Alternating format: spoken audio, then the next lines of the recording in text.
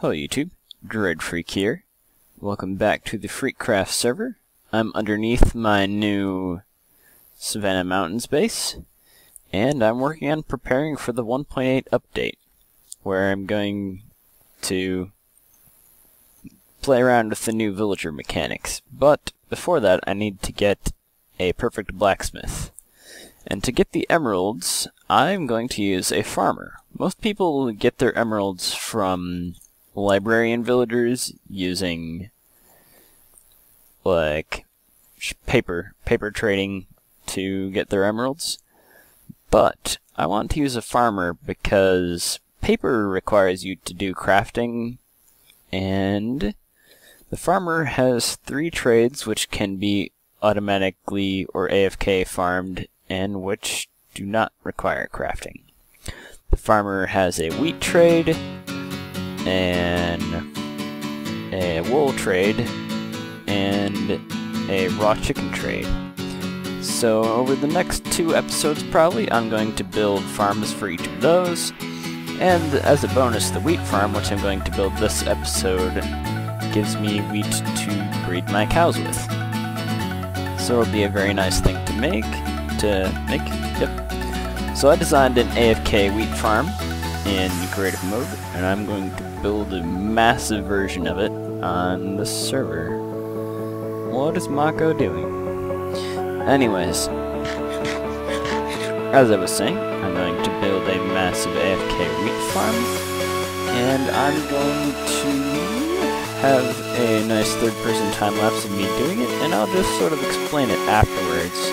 I'm not going to explain it in much depth in this video. I'm going to also probably make a tutorial video in creative mode. We'll see. But in any case, I'm going to set up the camera, get building, and make a time lapse. Oh yeah.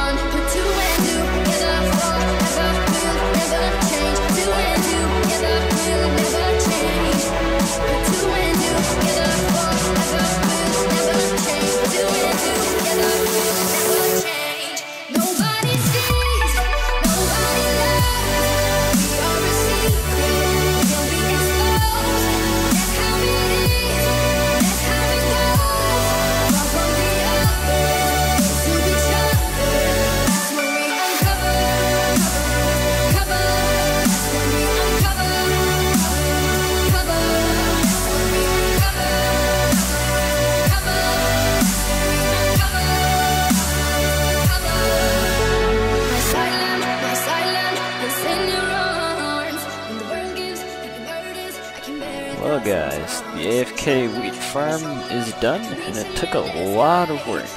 Especially a lot of troubleshooting, because I didn't have it quite worked out before I built it.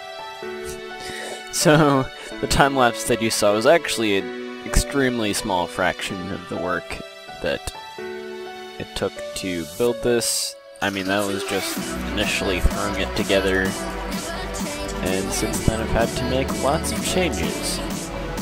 So let me go through how this works. The basic idea of this farm is I go by on a minecart and hold down right click and plant wheat on all these farmland blocks. Then the farmland is periodically harvested and all the items fall off onto the rails where a hopper minecart picks them up. That's the concept, basically. So, I plant crops, they get harvested by water, hopper minecart picks up the items and brings them to storage. Now, making that actually work out is fairly complicated. For one thing, I don't want to harvest all the crops in the entire farm at once, because, excuse me, if I harvested all the crops in the entire farm at once, then I would have trouble keeping up with replanting, because I'd have to replant all the crops at once. So instead of having all the crops being harvested at once, I staggered the replanting so that there are 16 different stages, each of which has 32 farmland blocks, so I'll only have to replant half a stack of farmland blocks at once, basically. So that is this system right here. I have this hopper dropper timer here, which has a full set of 5 stacks of items in it, which means that it pulses about every 5 minutes. I mean, slightly less than 5 minutes, but really close. And that goes to this complicated beast right here, which is basically just a bunch of droppers facing into hoppers which are facing into the next dropper. So every time this thing gets a pulse, every dropper sends any item that it has to the next dropper. So it basically is just... I mean, it's sort of the same concept as a piston tape, except it's done with hoppers and droppers. So each one of these droppers sends a signal to the next. I mean, what am I saying? Each one of these droppers sends its item to the next one whenever it pulses. Is it about to pulse? No, it's not. But if it were, I assure you, it would move this item to that dropper, and the item in this dropper, each of these hopper droppers has a torch in, by the way, that's why the comparator is lit up, and those 2 items would shift this way. Now every time that happens, the 2 droppers that have items in them trigger their respective sticky pistons, which trigger their redstone lines. So what this does, and the reason why there are 2 of them, is it extends... there's wheat down there. It triggers dispensers to extend water and then to retract it, which is why there are 2 different items. So the first item triggers the dispensers to extend water, the second triggers the dispensers to retract the water. Looks like I'm still having slight issues with this that I might have to work out. This would certainly be a much easier thing to do if hopper minecarts didn't have their bug. The bug where they don't pick up items centered. If they did pick up items in a centered fashion, then this whole thing would be much, much simpler, because I could just have the hopper minecart underneath the cropland. But I can't do that because hopper minecarts picking up items above blocks is bugged. So instead I have hopper minecarts picking up items from directly on top of the rails. That's why the hopper minecart is on the same rail that I am on. because it can't be underneath the crops because that whole picking up system is bugged.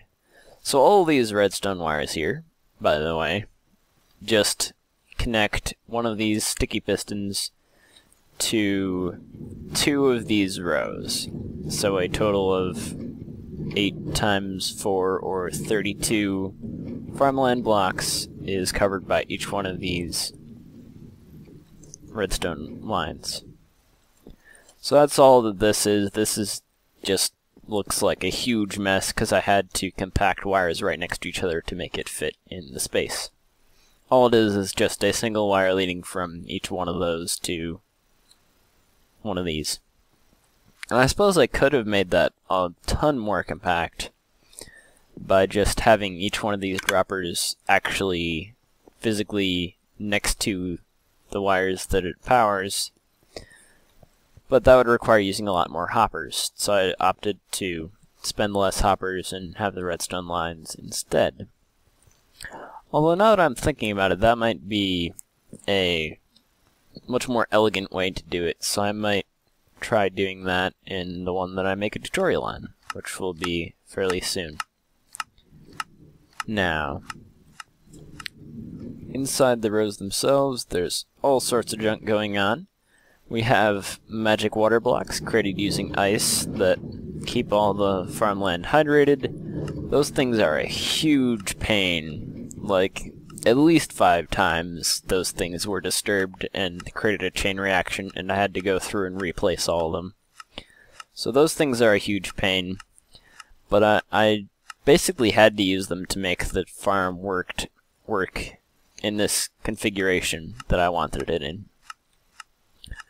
Also, I have to have all sorts of signs and glass and sorry, I don't know what's up with my throat today. I had to have all sorts of signs and glass in here. That glowstone is obviously for lighting and to melt the ice. These signs are to prevent the water from flowing off of the farmland. This glass and this fence post right here are actually to prevent me from right-clicking on the hopper minecart. Because if I right-click on the hopper minecart while I'm AFKing, that breaks my right-click action and I no longer plant crops. So that's a very bad thing if that happens. That's why I have all of that stuff in there. And the reason why that fence post is not a full block is because the items have to flow off the end of the farmland. And apparently, with these glass blocks being full blocks, they can still get caught on the corners, because I've seen that happen a few times. So I might have to figure out how to do that. I'm not sure if turning those glass blocks into fence posts would work. And if I did do that, that would be a pain because I'd have to replace a bunch of signs. But I might try it. Probably try it in creative mode first. This thing is still basically a work in progress. I'm trying to perfect this thing and get it to work properly. Let me just throw those in the hoppers down there.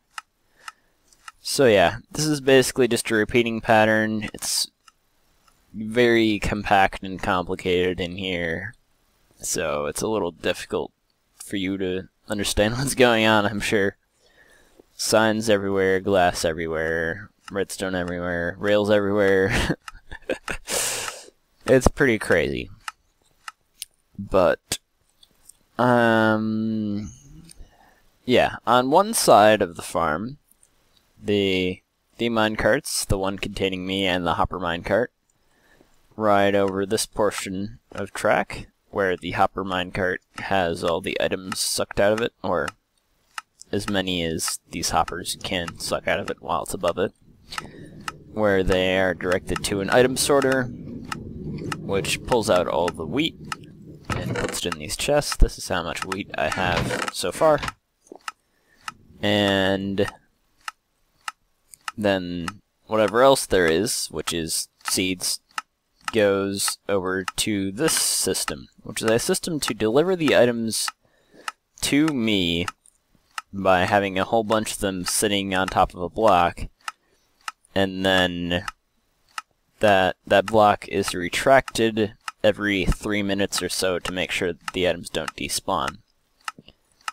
So I'm not sure if this thing is about to go very soon. I can check.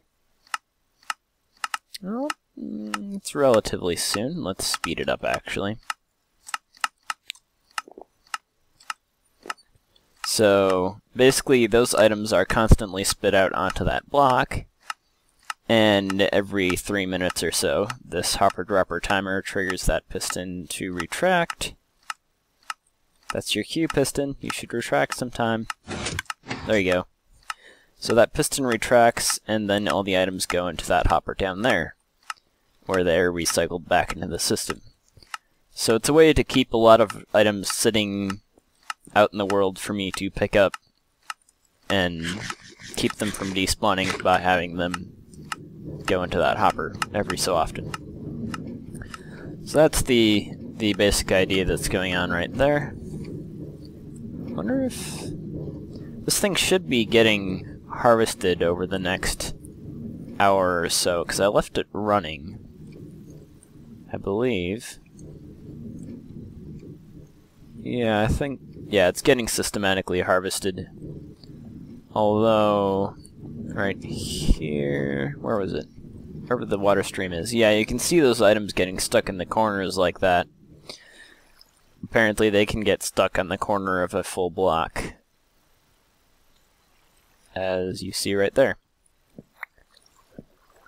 And I don't like that.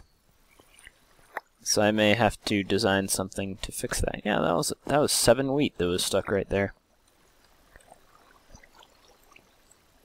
Yeah, I'll have to see if I can figure out a fix to that problem. But in general, this is a working AFK wheat farm. If I'm in there, then I keep my inventory full of wheat, so I'll probably pick up all the wheat that ends up on those corners anyways. But I'd still rather that it doesn't do that, you know.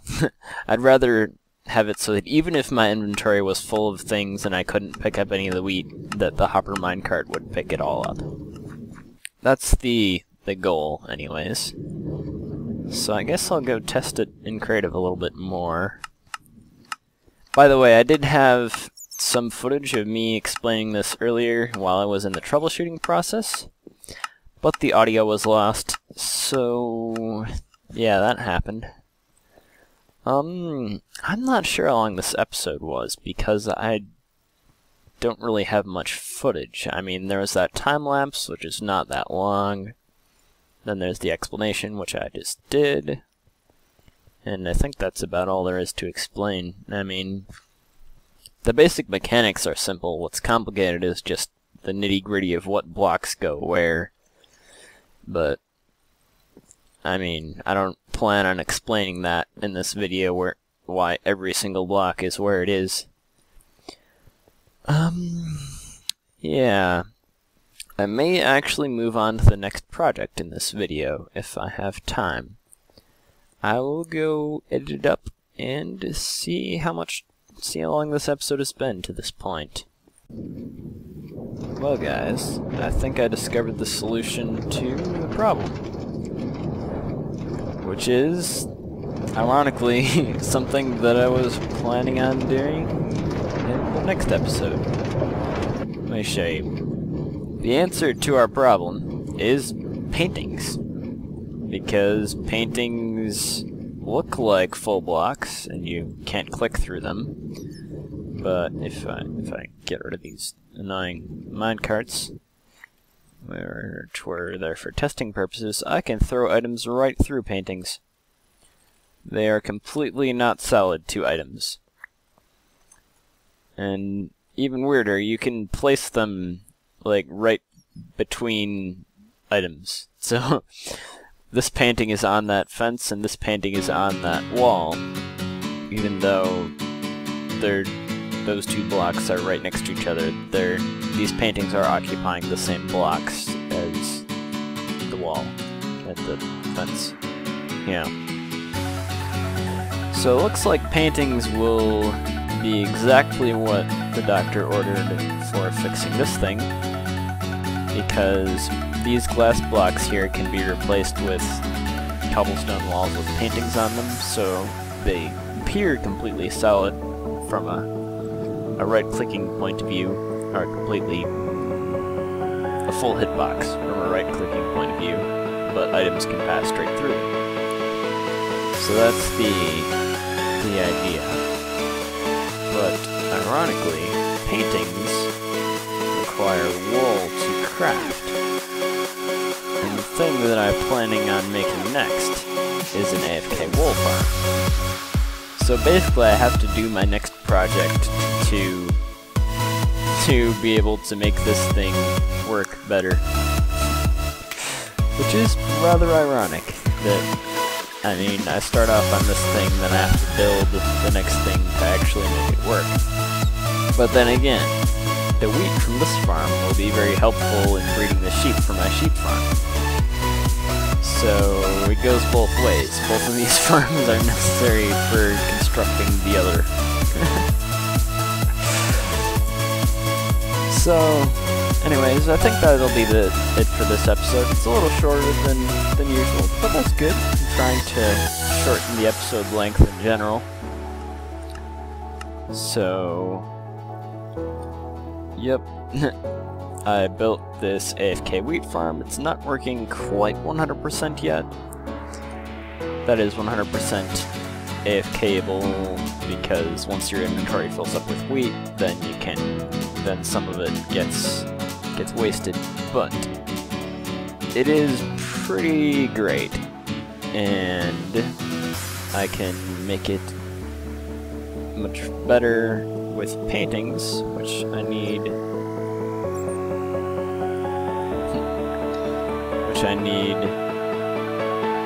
my next project to be. So, next episode I'm definitely going to be working on that AFK wool farm. Should be a lot of fun, and it will help me finish up this thing. So, thanks for watching, guys, and I will see you guys in the next video.